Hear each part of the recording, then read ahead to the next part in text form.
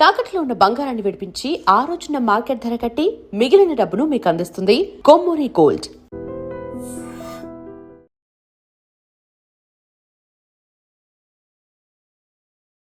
నమస్కారం, welcome to I dream. ధర్మ మార్గం విత్ విజిత కార్యక్రమానికి స్వాగతం.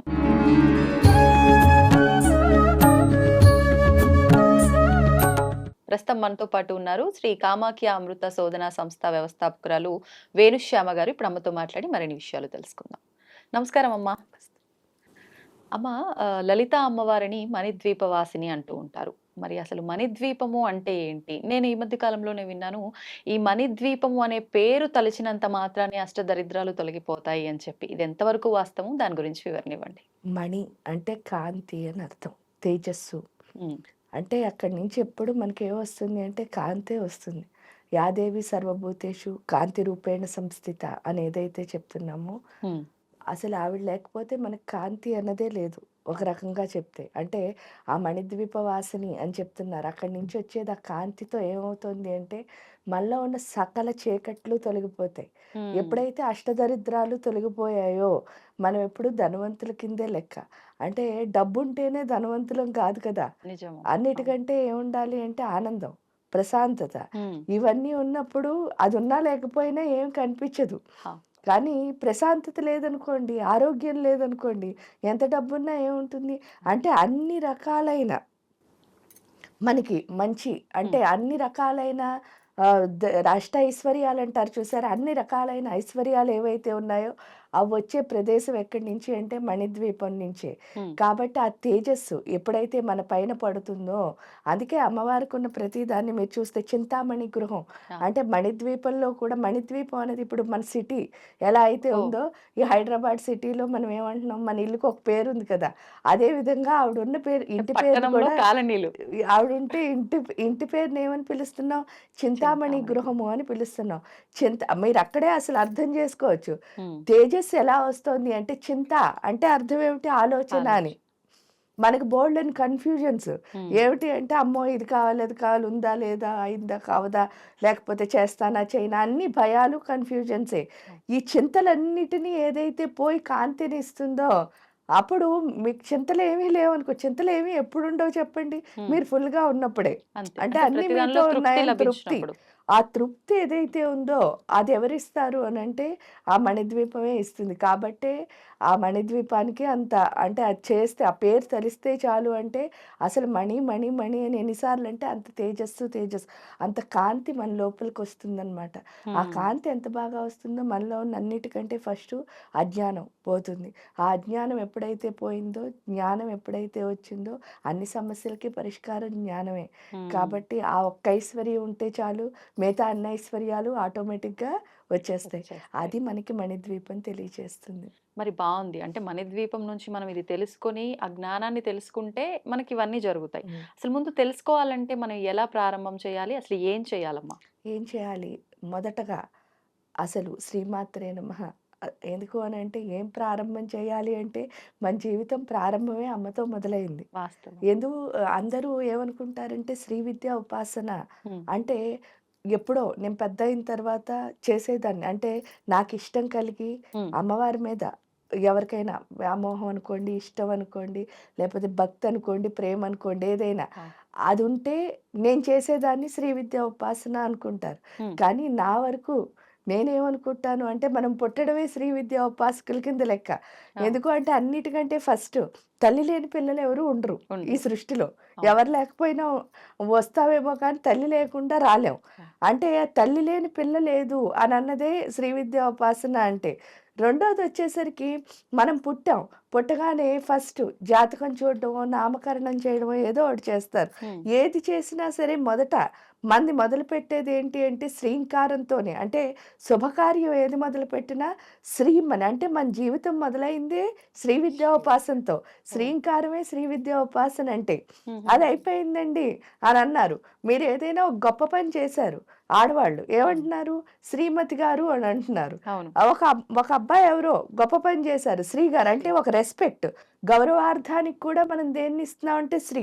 అంటే మనకి శ్రీ అన్నది లేకుండా మన లైఫ్ అసలు వెళ్ళట్లేదు. హిందూ ధర్మంలో. అంటే దాని అర్థం ఏమిటి అంటే మనం పుట్టినప్పటి నుంచి చచ్చే వరకు కూడా ఎవరు అంటే శ్రీ విద్యా ఉపాసకులమే. అలాంటప్పుడు ఇంక మొదలుపెట్టడమే ఉంది. మనం హ్మ్. మొదలైందే అక్కడి నుంచి కాబట్టి మొదలుతోనే మొదలయ్యాం. అవును. కాబట్టి దాన్ని ముందుకెలా తీసుకువెళ్ళాలి? ఎందుకు హ్మ్. అంటే యాదేవి సర్వభూతేషు స్మృతి రూపేణ సంస్థిత. మనం మర్చిపోయింది ఏంటి అంటే ఒక భ్రాంతిలో ఉండి, ఎందుకంటే ఆ భ్రాంతి రూపం ఆవిడే, స్మృతి రూపం ఆవిడే. ఆ భ్రాంతిలో ఉండడం వల్ల ఈ దేహానికి ఎప్పుడైతే లిమిట్ అయిపోతున్నామో అప్పుడు ఏమవుతోంది అంటే మనకి ఆవిడ అన్నది తెలియటం లే. ఆ లోపలున్న ఆ తల్లిని, ఎందుకంటే హృదయస్థార విప్రఖ్య త్రికోణాంతర దీపిక అని కానీ, లేకపోతే చూడండి అంతర్ముఖ సమారాధ్య అని కానీ, హ్మ్. ఇవన్నీ ఏమిటి అంటే నీ లోపలే ఉంది. ఆ లోపల ఉన్నదాన్ని చూసే స్మృతి ఎలా వస్తుందండి అంటే ఈ దేహము అన్నది మంత్రం హ్మ్. మయమైనప్పుడే. మంత్రమయం అవ్వాలి అంటే ఇక్కడ ఏమిటి అని అంటే మనకి ఈ ఉపాసన అనుకోండి, లేకపోతే వేదాలు ఏది తీసుకున్నా సరే మనకొక న్యాసము అని చెప్పారు. హ్మ్. న్యాసం అంటే మీరు చూస్తే హృదయాయ నమః, శిరసే స్వహ ఈ ఓహ్! చెప్పేదొకటి, అంగుష్టాభ్యాన్మత ఇవేంటంటే బాడీలో ఉన్న పార్ట్స్‌ని ముట్టుకుంటూ మనం హ్మ్. ఏం చేస్తున్నాము అనంటే ఆ అంటే మంత్రంతో ముద్రల రూపంలో.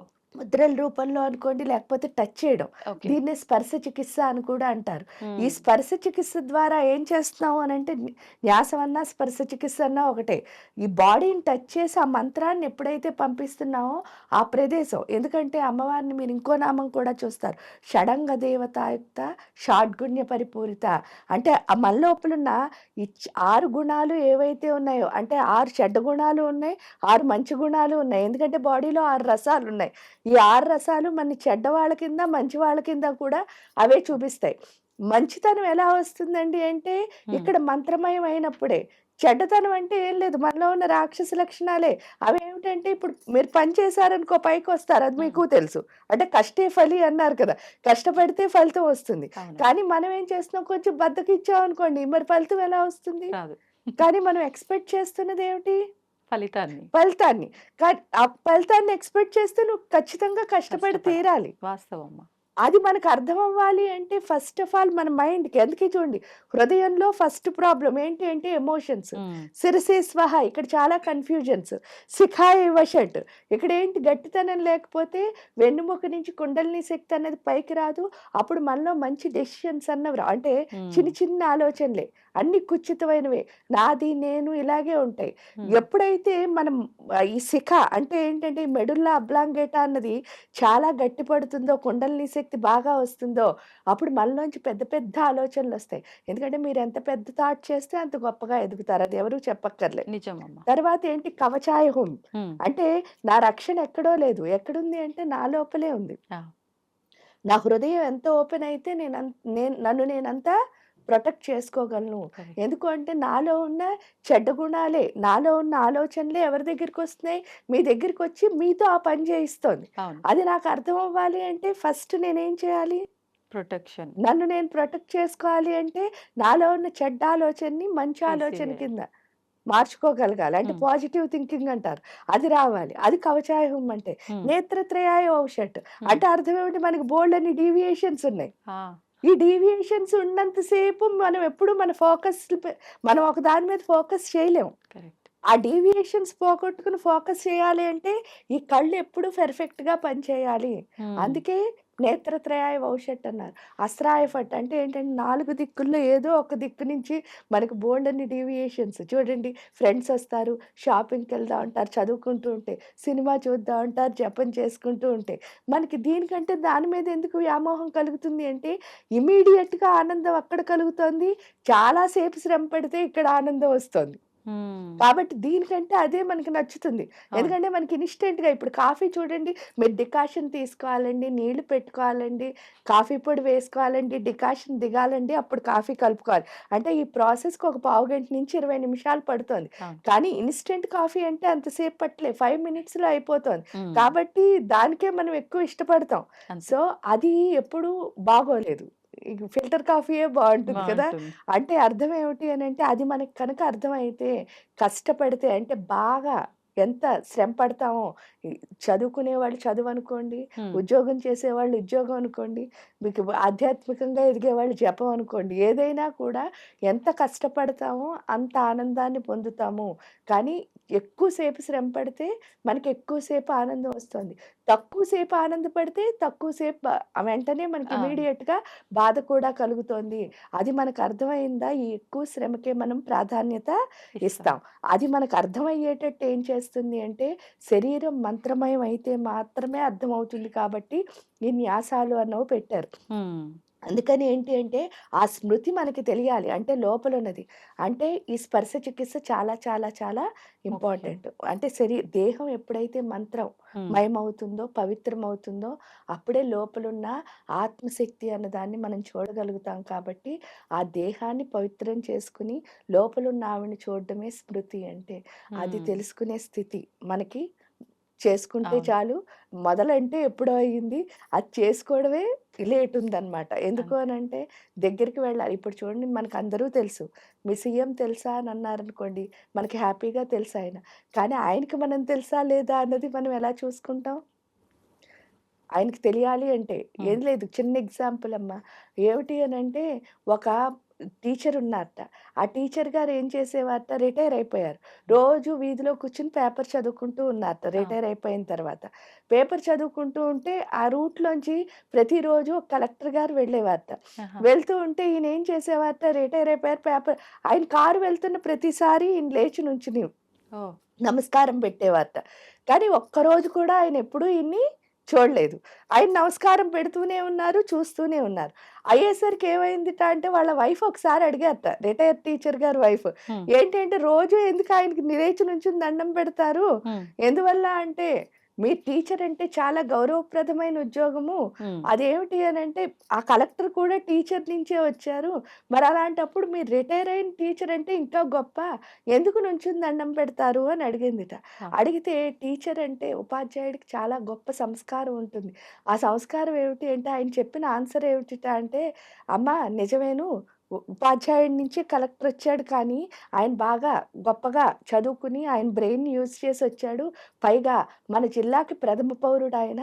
కాబట్టి ప్రతిరోజు ఆయన వెళ్తున్నప్పుడు మనం అందరం ఆయన తర్వాతే కాబట్టి నమస్కారం పెట్టాలి" అని చెప్పారట. చెప్తే ఇలా నమస్కారం పెట్టగా ఆయన ఎప్పుడూ చూడలేదు కానీ ఒకరోజు వాళ్ళ డ్రైవర్ చూసాడట. ఈ హుహుహుహు. కారులో తీసుకెళ్తున్న డ్రైవరు. చూసి కలెక్టర్ గారికి చెప్పారట. "రోజు ఈ సార్ మీకు నమస్కారం పెడుతున్నారు సార్" హ్మ్. అని చెప్పేసి. చెప్తే ఆ మొన్నాడు ఈ కలెక్టర్ గారు కూడా చూసారట. హ్మ్. చూసి అలా రోజు ఆయన చూడడం, ఈయన నమస్కారం పెట్టడం, ఆయన ప్రతి నమస్కారం పెట్టడం. ఈ ఓహోహో! విధంగా వాళ్ళిద్దరి మధ్యలో అవుతోంది. అవుతున్నప్పుడు ఒకరోజు ఏం చేశారట, ఆగి దిగొచ్చి మాట్లాడారట. ఆ హ్మ్. తర్వాత అది పరిచయం రోజు అలా ఒక నిమిషం రావడం, ఆగి దిగి రావడం, ఒక కాఫీ తాగడం, మాట్లాడుకోవడం, మళ్ళీ ఓ 10 నిమిషాలకి వెళ్ళడం ఇలా జరుగుతోంది. ఈ పరిచయం ఏమైంది చాలా పెరిగింది. పెరిగిన తర్వాత ఒకరోజు ఈ ఉపాధ్యాయుడికి వాళ్ళ వీధిలో ఏదో రోడ్డు వేయాల్సొచ్చి కలెక్టర్‌తో పనిపడి అక్కడికి వెళ్లారు. వెళ్ళేసరికి కలెక్టర్ గారు మీటింగ్‌లో ఉన్నారండి అంటే ఈయన బయట కూర్చున్నారట. బయట కూర్చుంటే ఎవరో లోపల నుంచి బయటకి బంట్రోత్ వస్తుంటే ఆ తలుపు జరిగి ఏమైంది అంటే బయట కూర్చున్న టీచర్ గారు లోపలున్న కలెక్టర్ గారికి కనిపించారట. కనిపించగానే లేచొచ్చి ఏమడిగారట అంటే "అదేంటి సార్ ఎందుకొచ్చారు సార్" అని అడిగితే ఇలా రోడ్డు పైన. అదేమిటి ఇందాక పొద్దున్న మాట్లాడుకున్నాం కదా! అప్పుడు అడగొచ్చు కదా! అంటే అప్పుడు మీరు నా ఫ్రెండ్. మనిద్దరం మాట్లాడుకున్నాం. నాకిప్పుడు కలెక్టర్‌తో పనొచ్చింది. అందుకని వచ్చాను అని చెప్పారు. వెంటనే ఆ పని ఆయన చేశారు. ఆయన గొప్పతనాన్ని మెచ్చుకుని ఇదంతా అయిపోయింది. ఇక్కడ దేవుడితో కూడా అంతే. పూజ ఎందుకు చేస్తాము అనంటే దేవుడు రోజు నన్ను చూస్తున్నాడా లేదా? దేవుడు నాకు కనిపించాడా లేదా? దీనికంటే మనం ఇలా పరిచయం పెంచుకుంటూ పోతేనే దేవుడు మనని చూస్తాడు. హ్మ్. ఆ చూసే వరకు ఎవరు ట్రై చేయాలి? మనం. మనం ట్రై చేయాలి. అదే ఇక్కడ చేస్తున్న అబ్బే! పననమాట. మనకు ఓపిక ఎక్కడిది? అంత ఓపికగా ట్రై చేస్తేనే దేవుడు ఎందుకంటే ఒక జిల్లాకి పౌరుడు కనిపించడానికే 2, 3 నెలలు టైం పట్టినప్పుడు ఒక దేవుడు అంటే ఈ మొత్తం యూనివర్స్ అంతరికి మహారాజు. ఆయనే ప్రథమ పౌరుడు అనుకో ఇంకా అతను ఆ మూలం లేకపోతే మనందరం లేం. అవును. మరి అలాంటప్పుడు ఆ దేవుడు మనని చూడాలి అంటే మనం ఎంత శ్రమ పడాలి? కరెక్ట్. ఆ శ్రమ అంటే రోజు ఈ పూజ ద్వారా మనం ఏం చేస్తున్నాం అంటే రిలేషన్ అన్నదాన్ని అంటే మనకి దేవుడికి కనెక్షన్‌ని ఏర్పాటు చేసుకుంటున్నాం. ఫైనల్ అల్టిమేట్ గోల్ ఏమిటి అంటే ఆ దేవుడు నన్ను చూడడం అనమాట. చూసే వరకు మనం ఏం చేస్తూ ఉండాలి మన అంటే ప్రయత్నం మనం మన చేయాలి. ప్రయత్నం మనం చేస్తూనే ఉండాలి. కాబట్టి మొదలైతే ఎప్పుడో అయింది. ప్రయత్నం చేస్తే ఏమవుతుంది అంటే ఎప్పటి వరకు నాకు దేవుడు తెలుసు అనమాట. ఇప్పటి నుంచి మనం దేవుడికి తెలియాలి. ఆ తెలిసి స్థితి తెచ్చుకోవడమే ఇక్కడ మణిద్వీపంతో పూజ చేయడం అంటే. మొదలు పెట్టడం ఎప్పుడో మొదలు పెట్టాం, చివరి ఏది అన్నది మనం చేస్తున్న దాన్ని బట్టి ఉంటుంది. సాధనను బట్టి సాధనని నిర్ణయం బట్టి ఉంటుంది. ఉంటుంది. సంతోషం అమ్మ, చాలా చక్కటి వివరణ ఇచ్చారు. ధన్యవాదాలు.